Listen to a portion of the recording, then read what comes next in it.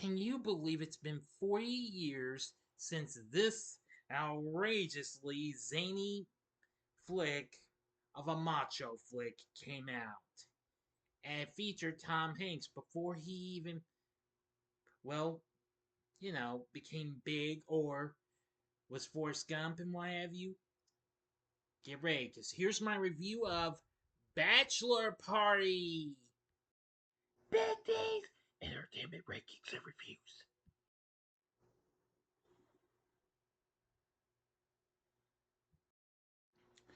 So, greetings, my fellow YouTubers, and welcome to Big D's Entertainment Rankings and Reviews.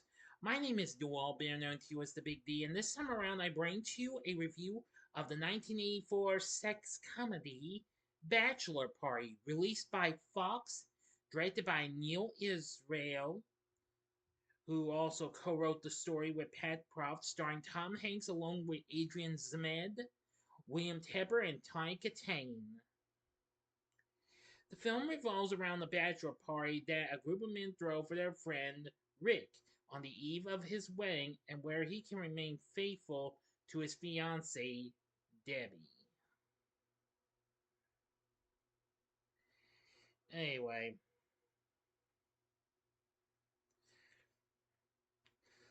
this film was released on June 29th, 1984, which I did have this book for the day it celebrates its anniversary, but since I'm going to have something else coming up, I decided to push it up a few days to celebrate its anniversary early instead. So I hope you don't mind, because I always forget to mention these last few times. My schedule is always subject to change. All right, now that's out of the way. Let's begin with the story. Party animal Rick Gasco, who makes his living as a Catholic school bus driver, decides to settle down and marry his girlfriend Debbie Thompson. After learning the news of the engagement, Rick's shocked friends, led by Jay, decide to throw him an epic bachelor party. The bride's wealthy conservative parents are unhappy with her decision, and her father enlists the help of Debbie's ex-boyfriend Cole to sabotage her relationship with Rick and win her back. While Debbie worries and goes off to a bridal shower thrown by her friends, Rick heads to the bachelor party, which takes place in a lavish, spacious hotel suite, and promises to remain faithful. Both parties start off on the wrong foot because of Cole's meddling. As the bachelor party starts to heat up, Debbie and the girls decide to get even with Rick and his friends by having a party of their own. Both parties eventually collide, leading to Debbie accusing Rick of infidelity. The bachelor party becomes a wild, drunken orgy, and the hotel room is trashed, which infuriates the hotel's frustrated manager. And to confusion is Rick's friend Brad, who has become despondent over the breakup of his marriage and botches several suicide attempts. This review story is going to be pretty quick, so here's the ending. I will go ahead and give you your 5-second warning to go to the description box below and fast forward to the time below to avoid the ending spoilers. If you have seen the movie already, please continue.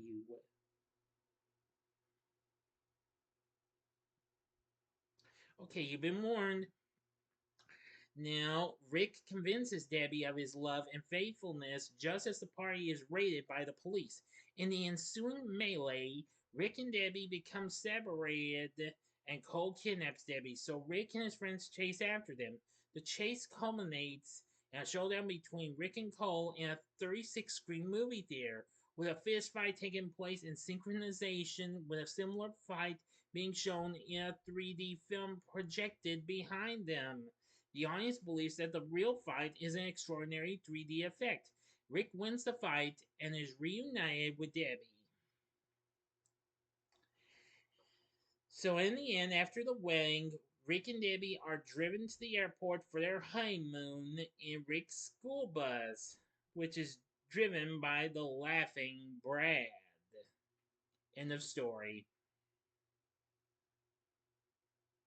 So, what did I think of Bachelor Party? Now, since I've seen it once or twice, no, I've seen. Well, I thought I said one. I think once or twice. No, I think I've seen it twice. This film's absolutely an outrageous raunchy comedy, and it is crazy. Anyway, when it was released, it was met with mixed reviews and what have you. To this day, still, the film set to 54% on Rotten Tomatoes. While some critics appreciate the humor, others found it to be vulgar and gratuitous. Roger Ebert and Janet Maslin both recommended the film, but had reservations about certain aspects, calling it sophomoric and not a great film. Kevin Thomas wrote in the LA Times by praising Hanks as likable, spontaneous, zany, but felt that the film was 15 minutes too long. The extra 15 minutes allows for just enough repetition and just enough lingering over as much outrageous sexual connotation that an R rating permits to let heavy handed tastelessness creep in and dampen the fun. Yeah, this could have just used a wee bit of trimming and what have you with its runtime. The runtime is 105 minutes, so it could just use a little trimming and what have you. So, anyway, yeah.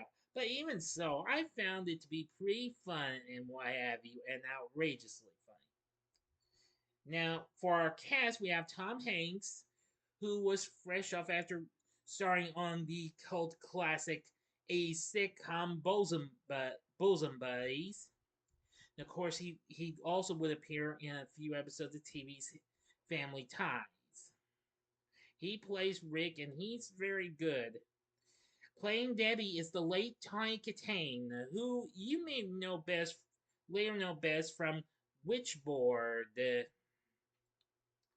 And of course, she would also appear in the videos for Whitesnake's big hit Still of the Night, Is This Love, and Here I Go Again.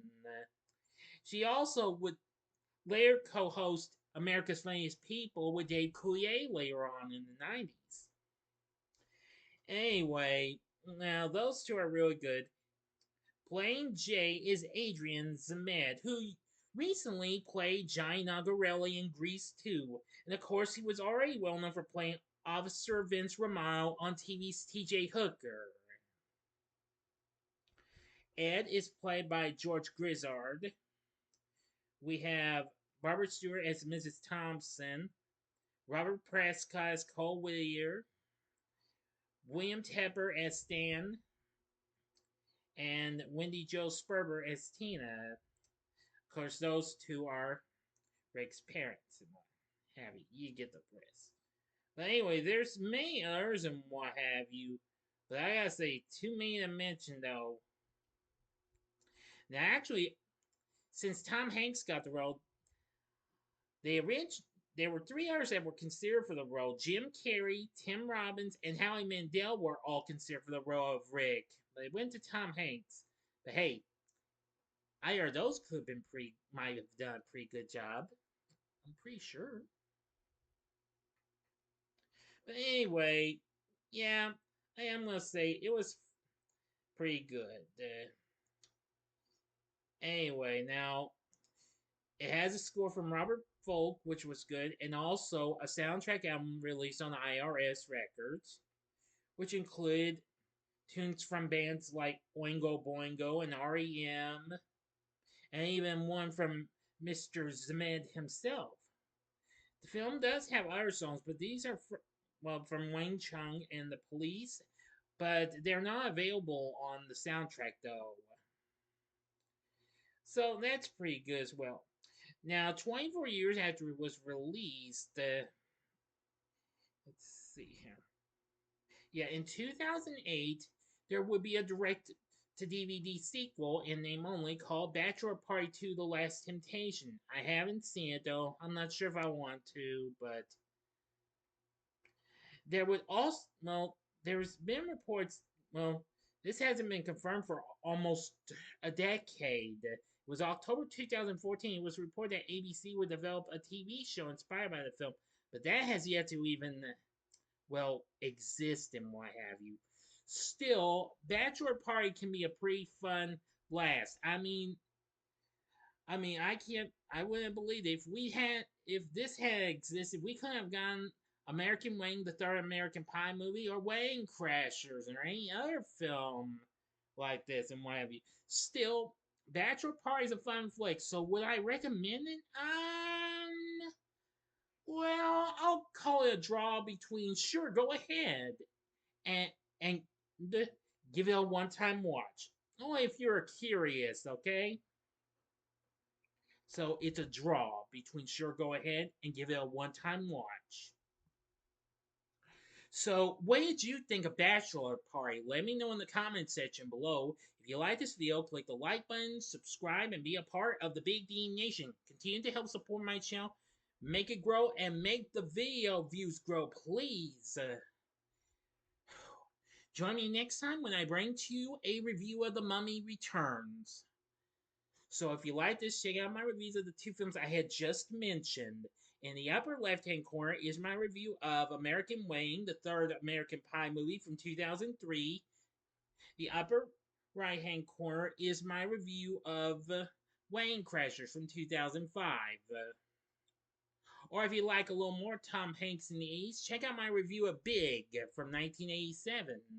And the bottom right hand corner is the button you can click to subscribe. If you like rankings and reviews on movies, TV, music, video games, etc., then I'm your guy. Thank you for watching. Until next time, I'm the Big D saying, see ya.